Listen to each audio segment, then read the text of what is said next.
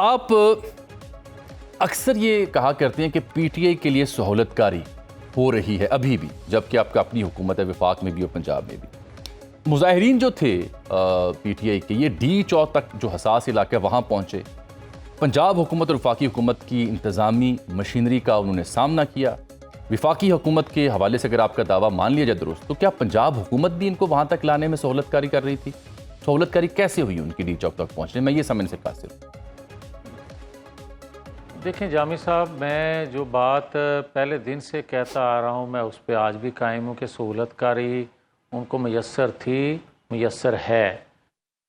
یہ ہو ہی نہیں سکتا کہ سہولت کاری کے بغیر پشاور سے نکل کے کوئی اسلام آباد پہ حملہ آور ہو جائے۔ آپ کہتے ہیں کہ جو پی ٹی آئی کا ورکر ہے اس نے ایک برداشت کیا حکومتی مشینری کو۔ میں کہتا ہوں کہ حکومتی مشینری نے دہشت گردوں کو فیس کیا، اس کے حملے کو، اور وہ کس طرح آپ یعنی آپ پی ٹی آئی کے ورکر کو دہشت گرد کہہ رہے ہیں؟ میں پی ٹی آئی کا ورکر ان کو کہتا ہی نہیں ہوں۔ پی ٹی آئی کا ورکر جو ہوتا ہے یا کسی بھی سیاسی جماعت کا ورکر، وہ اس طرح مسلح ہوتا ہی نہیں، یہ اس کی تعریف ہی نہیں ہے سیاسی ورکر کی۔ سیاسی ورکر کبھی اداروں کے یا اداروں میں بیٹھے لوگوں پہ یا آئین قانون پر عمل داری کروانے والے اداروں کے لوگوں پہ حملہ آور ہو ہی نہیں سکتا۔ وہ میکسیمم یہ ہوتا ہے کہ کوئی پتھراؤ کرتا ہے، کوئی لاٹھی چارج کرتا ہے تو اس کے جواب میں کوئی پتھراؤ کر لیتا ہے۔ کبھی یہ نہیں ہوتا کہ وہ مسلح ہو کے آئے۔ یا آپ یہ دیکھیں کہ ایک ایکسیویٹر پہ ایک بڑے اگر جیٹ کے پنکھے لگے ہوتے ہیں تو یہ سیاسی ورکر کی پہچان ہے۔ کبھی یہ ایسا ہوتا ہے کہ آنسو گیس کے شیل ساتھ لے کے آئے، کبھی ایسا ہوتا ہے کہ آنسو گیس کے شیل مارنے کے لیے گن لے کے آئے، کبھی ایسا ہوتا ہے کہ وہ دیگر سنگین اسلحہ اپنے ساتھ رکھے، اور ادارے جو ہیں وہ ڈیفینسیو ہو جائیں، وہ اپنا دفاع کرتے رہیں۔ مجھے یہ بتائیں کہ آج چلو اللہ ان کو ہدایت دے، جنہوں نے یہ بات کی تھی کہ سینکڑوں لوگ جو ہیں وہ مارے گئے، دنیا میں جو ہماری جگ ہنسائی ہوئی یا دنیا میں ہمارا جو امیج بنا وہ ایک الگ ہے، مگر اس سے پہلے کیا جو قانون نافذ کرنے والے اداروں کے لوگ تھے وہ زخمی ہوئے یا شہید ہوئے؟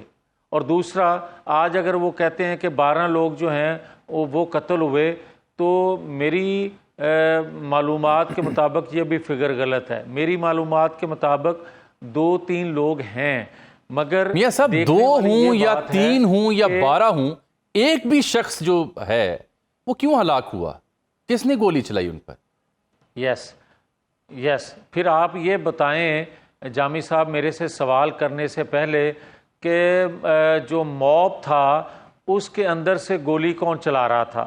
پھر آپ مجھے یہ بتائیں کہ موب نے جو آنسو گیس سے بچنے کے لیے جو پہنے ہوئے تھے منہ پہ، وہ ایک ماسک پہنے ہوئے تھے یا شیل مار رہے تھے، وہ کون تھے لوگ؟ وہ کیا احتجاج کرنے والے لوگ تھے یا ٹرینڈ تربیت یافتہ لوگ تھے؟ اور یہ بات میں جامی صاحب بڑی دکھی دل سے یہ بات کہوں گا کہ 7-8 ماہ اگر آپ زمان پارک کے اندر ٹریننگ تربیت دیتے رہے اور وہاں سے پیٹرول بم پھینکے جاتے تھے آئین قانون پہ عمل درآمد کروانے والے لوگوں پہ، اس وقت اگر روک لیا جاتا تو 9-10 مہینہ ہوتا۔ پھر میں کہہ رہا ہوں کہ 7-8 ماہ خیبر پختونخوا کی جو موجودہ حکومت ہے، پورے صوبے میں یہی لوگ ٹریننگ تربیت لیتے رہے جو اسلام آباد پہ حملہ آور ہوئے۔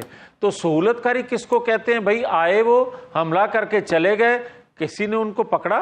جو لوگ پکڑے گئے ہیں ان میں میں میاں صاحب اگر میں آپ کی بات درست بھی مان لوں بساد احترام، تو دن دہاڑے اول تو ہم صحافیوں نے بھی وہاں دیکھا کون لوگ آئے تھے، میں نے تو جن کے ہاتھوں میں دیکھی غلیل دیکھی، ڈنڈا دیکھا یا ماسک دیکھا۔